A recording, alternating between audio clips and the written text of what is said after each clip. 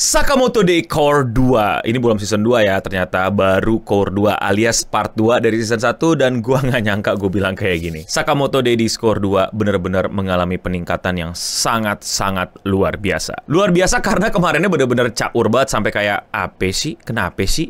Begini amat sih. Tapi akhirnya studio TMS membuktikan bahwa mereka bisa kok bikin yang bagus. Cuman mungkin ada kendala-kendalanya. Dan apa menurut gua yang di Core 2 ini bener-bener bagus dan bikin jadi kayak, ih asik ya ditonton.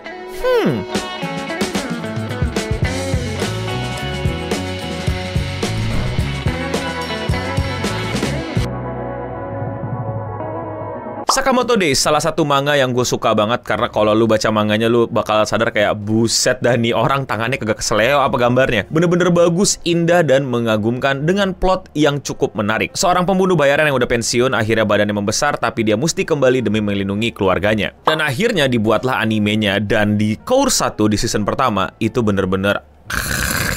Gue gak ngerti lo semua yang masih glazing dan lain-lain ya. Jelas-jelas season 1 Core 1 itu bener-bener apaan banget, kacau banget, nggak jelas. Jatuhnya jadi kayak film, apa ya, Doraemon di hari Minggu gitu loh. Yang kayak la gitu, kayak buat anak kecil banget filmnya. Padahal temanya aja pembunuh bayaran, assassin yang menurut lo aja. Tapi vibe-nya sangat-sangat miss dan kacau balau. Gue udah review lebih panjang mengenai Sakamoto Days di Core 1 di video yang thumbnail ini dan video yang thumbnail ini. Dan gue sampai sekarang nggak bisa ganti argumen gue walaupun kalian udah mencoba untuk melawan. Core 1, season 1 bener-bener payah. Apalagi openingnya, lagunya enak banget,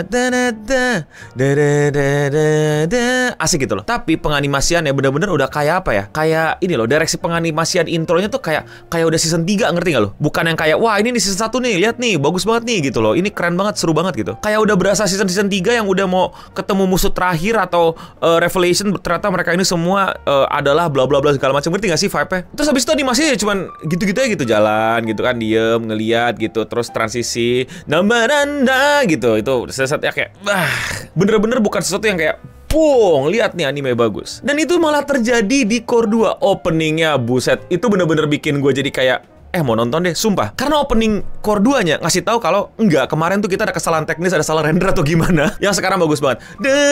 Itu apalagi sama lagunya. Terus awal-awal tuh bener-bener dinamis, bener-bener aksi. Terus kita bisa ngeliat gitu, arah kreatifnya mau kemana gitu. Dinamikanya mau kayak gimana, vibe-nya mau kayak gimana, aura farmingnya mau kayak gimana kalau bahasa anak sekarang. Keren-keren banget, tiap karakter diperkenalkan, didapetin scene walaupun gerakan-gerakannya sederhana, dengan action-action yang cukup lucu, slow-mo yang menarik, dan nunjukin bahwa mereka itu bener-bener bisa animasi yang bagus dengan cara diputer itu tempat kameranya 360 itu diputer-puter gitu, gak 2D lagi. Lu bisa kesini, lu bisa lihat dari sini segala macam, bunuh dari kanan, bunuh dari kiri. Buat gua ini opening bener-bener bikin gue oke, gue nonton lagi season. Karena gue di Core 1 udah kecewa banget dan gue udah malas nonton. Terus pas gue liat openingnya gara-gara keluar di recommendation YouTube, gue kayak wait, kok bagus banget nih opening. Bahkan yang awal-awal yang naik motor itu ada adegan dimana tuh mereka kan harusnya lurus diam aja gitu, ditambahin loh adegan kayak enggak loh, kita nggak malas tiba-tiba ada kayak polisi tidur dihajar. Itu kayak sesuatu yang kayak gue langsung kayak oke gitu, vibe-nya oke nih. Bahkan transisinya gitu ya, itu kayak indah banget men, sumpah seru banget. Vibe dan dinamikanya akhirnya kelihatan jelas gitu arah Sakamoto mau dibawa kemana.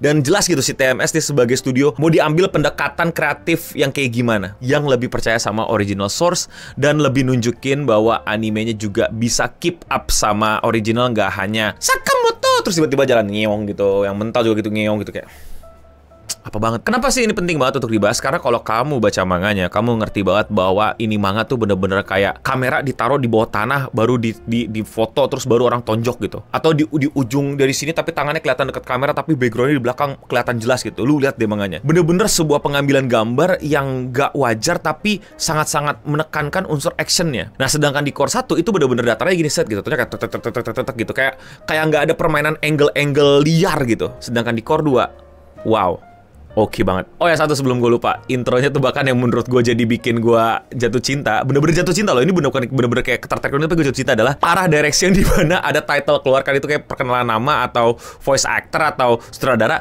diambil sama Sakamoto, dipakai buat senjata terus disimpan di kantong. That's really kayak wow.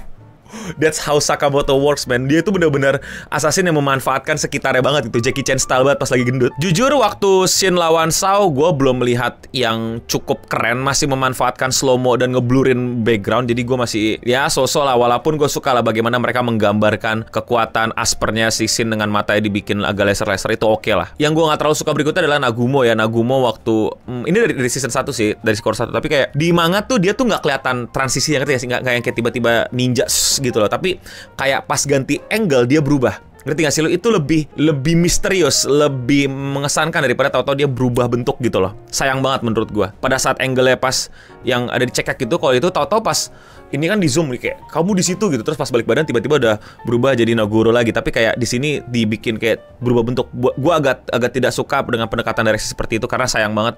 Karena kekuatannya di komik juga benar-benar nggak terlihat gitu, saking dia ahlinya, bukan malah tahu-tahu terlihat bisa berubah. Tapi yang benar-benar menurut gua bilang bahwa ini animenya benar-benar tobat gitu ya, benar-benar bisa nunjukin kalau mereka tuh sebenarnya bisa gitu. Cuman kecepatan mungkin deadline atau lain-lain. Itu adalah Takamura waktu bantuin Sakamoto lawan si Apart. Itu Tokyo Tower gitu kan ya kayaknya, yang mau jatuh terus Sakamoto bingung dulu gimana ya gitu, terus Takamura datang. Itu bener-bener comic accurate, bener-bener sesuai apa yang ada di manga kayak gitu. Angle set dari atas, terus tahu-tahu ada sosok kecil, terus tiba-tiba itu slide itu.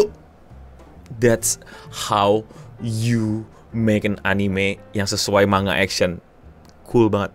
Oh my god, it's so fucking cool, man. It's so fucking cool. Buat yang belum nonton, buruan nonton. Itu buat gue keren banget dah.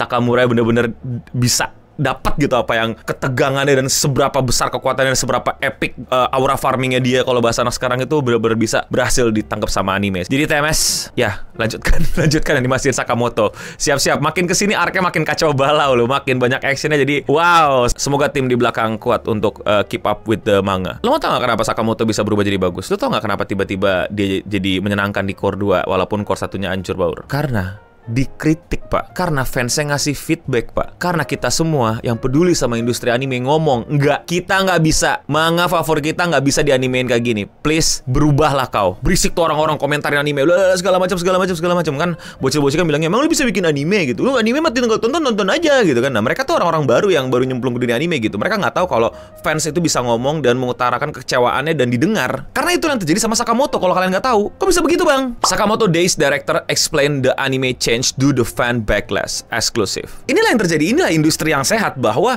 yang bikin anime dapat kritik dari fans yang emang pengen nontonin animenya dan didengar, dan itu bisa terjadi kawan-kawan. Lu pada aja yang nggak tahu, lu pada aja yang baru nyemplung. The staff behind the series is fully aware of the critics that have been lobbied at part 1 of the season and has revealed some of the change that the production has made for fans to look forward to. With the upcoming episode in the reaction to the fans respond. Mereka dengar dan mereka, oh, fans gak suka ya diginiin. Oh, fans gak suka ya animenya cuman segini doang. Mereka gak suka ya cuman yang penting jadi anime gitu ya. Oh, mereka mau yang lebih bagus. Mereka mau yang kayak komik, pas baca komik vibe-nya kayak gini. Mereka baca dan mereka melakukan perubahan. Appreciate it, thank you. Jadi stop ngasih tahu kalau nonton anime itu tinggal nonton aja. Lu yang baru nyemplung, lu yang gak tahu bagaimana industri anime bekerja. Karena nyatanya ya kita bisa protes, kita bisa nunjukin ketidaksukaan kita bisa ngomong bahwa kita gak mau anime kita kayak gini. Makanya gue suka bilang kan, fans Blue Lock gitu atau fans mana lagi gitu, lu jangan puji-puji season 2 Blue Lock gitu ya. Kalau nggak ya mereka bakal bilang ya udah segini aja lagi. Karena itu yang lu bilang gitu, lu terlalu berlebihan menghargainya, padahal lu bisa kritik. Gua di My Hero ya, gua kritik terus walaupun ya mungkin nggak peduli mereka, atau ternyata lebih banyak fans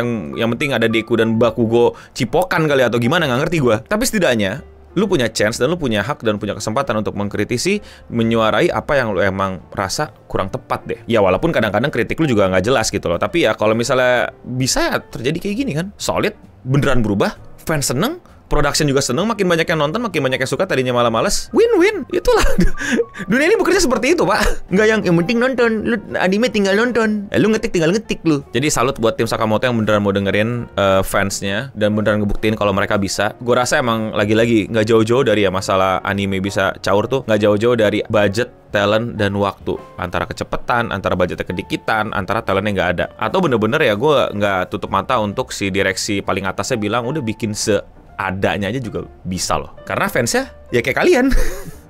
Ya udah mantap gitu. Kita bisa apa? Kita nggak bisa bikin anime. Tapi gue harap kalian ngerti lah sama apa yang gue maksud. Your critics matter. Dan udah biasa gitu, anime yang tadi kita bilang jelek tiba-tiba jadi bagus. Dan itu bukan jilat ludah sendiri. Itu namanya proses dan progres.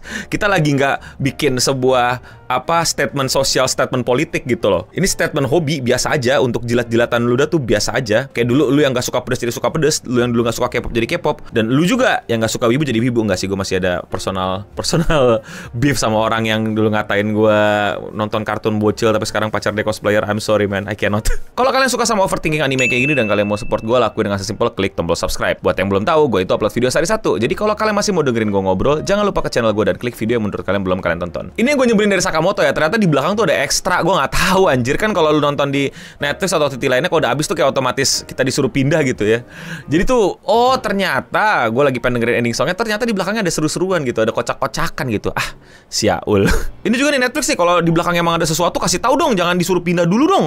Sebel gue. Dan ya sekian Radio Singham untuk episode kali ini. Gue Enda Bening pamit undur diri, dan untuk kita semua, stay clean and sound.